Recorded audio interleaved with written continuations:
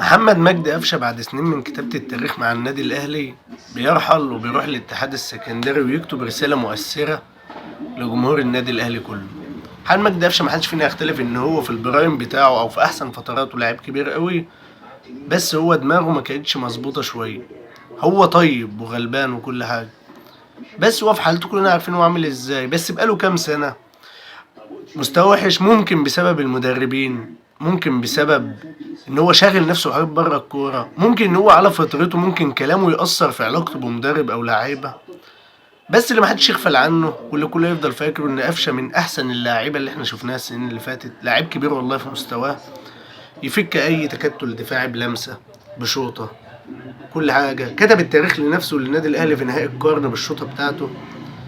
فانا والله زملكاوي بس بحبه جدا لان هو انسان محترم وطيب. ربنا يا رب يكتب له السعادة كلها ويتنجم ويرجع تاني لمستواه مع نادي الاتحاد إن شاء الله.